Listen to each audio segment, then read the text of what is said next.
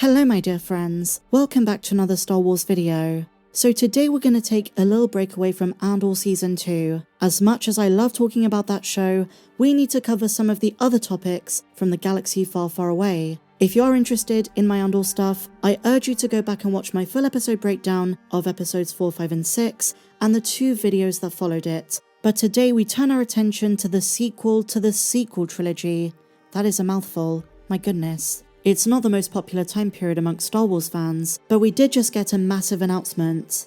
Our first story about Finn, post Rise of Skywalker. But before we get into any of the details, I have a big question for Lucasfilm. Why didn't they announce this at Star Wars Celebration? There was a bit of a mixed reaction to this year's celebration. On the one hand, it was great to have confirmation and a title for Star Wars Starfighter with Gosling. It was great to see concepts for Ahsoka Season 2, The Mandalorian and Grogu. But on the other hand, they did go light on the announcements. I figured they're saving a few surprises for the next D23 event, and they only wanted to cover projects which are confirmed, nothing which is potentially in the works. But that's the reason today's announcement comes as really baffling, because this is something that's been in the works for a very, very long time. What am I talking about? While Lucasfilm is developing multiple post-Episode 9 movies, they've now unveiled the very first post-sequel trilogy book, and it's about Finn and Jannah. And I'm actually really impressed by the synopsis. I can't believe they're limiting this to a book, but I'm even more surprised this wasn't even mentioned at Star Wars Celebration. They had a designated publishing panel. This is going to be a 2025 release, and not a single word about the future of Finn. This would have gotten a lot of coverage, and a lot of fans very excited in the room. I mean, if you look at some of the other stuff they announced, there's a few High Republic books, a few Hyperspace Stories comics, there is the Master of Evil Vader book, okay that's a big one, but the future of Finn, the potential of maybe making him a Jedi, and they didn't even say anything. Literally nothing. I'm not complaining about that, it's just a big contrast compared to the last one. So let's talk about this. The book is titled Star Wars The Last Order. Right off the bat, I love this title, and I'll explain why in just a few moments. But does this connect to the Charmin Obaid-Chinoy film, maybe the Shawn Levy movie or the trilogy that's coming up? We don't really know. I think that's going to be a major factor in fans deciding to pick this up or not. Because over the years, how many books have we been told are important, but don't really matter to the films or the shows? Knowing Lucasfilm Publishing, it could go either way. Sometimes the books link, most of the time they don't, but nonetheless the return of Finn, I think, should have been on screen. Or they should have at the very least promoted this book.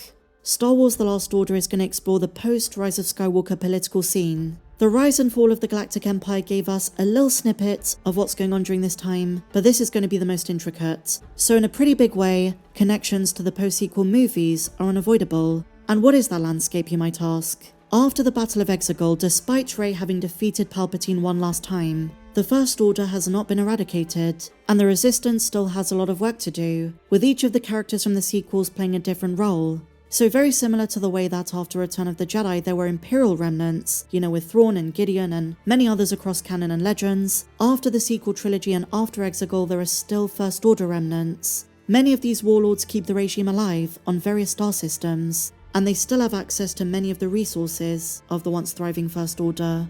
So there isn't a New Republic just yet. The survivors and loyalists form coalitions, and the synopsis mentions there are still First Order stormtroopers around, more fanatical than ever before. So with Rey as the leader of the new Jedi Order, the Resistance is still in the middle of a galactic dogfight. But this novel gives us a very unique angle. Here is what the synopsis says. Following the end of Star Wars The Rise of Skywalker, the Resistance rescues a ship full of young passengers who'd been kidnapped by the First Order. As Finn and Jannah set out to find the First Order officer responsible for this, the 2 former stormtroopers must wrestle with their own complicated pasts.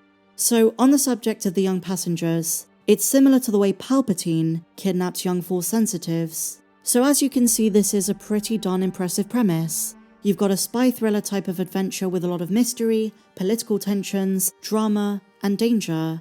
And like I said, more Finn. But I am worried.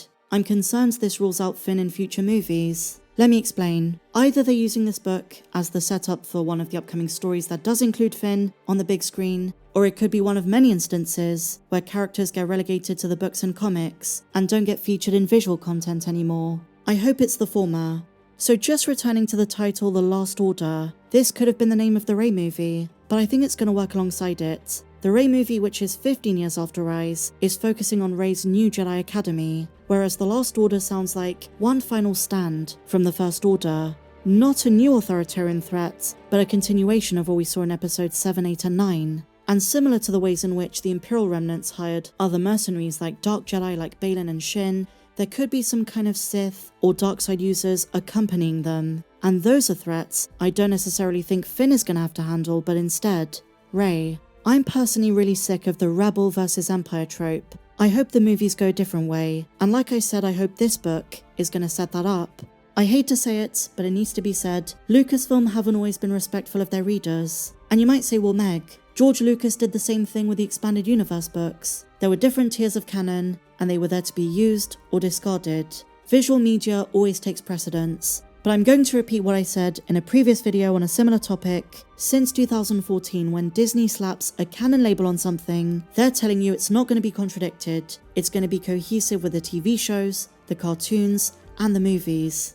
There isn't supposed to be a big difference. But I do have hope this book is going to be different, because Lucasfilm seems very passionate about the post-sequel trilogy initiative. And if the movies are coming up and they're serious about developing those, and they're not just going to be more cancelled films, more to add to the list, then I can imagine them using this book as a launching pad. It's a great way to test the waters, I guess, get us familiar with this world, because even though it's only 6 years after Rise, it's a very different period of time for the galaxy. And the good news is that there's a new writer.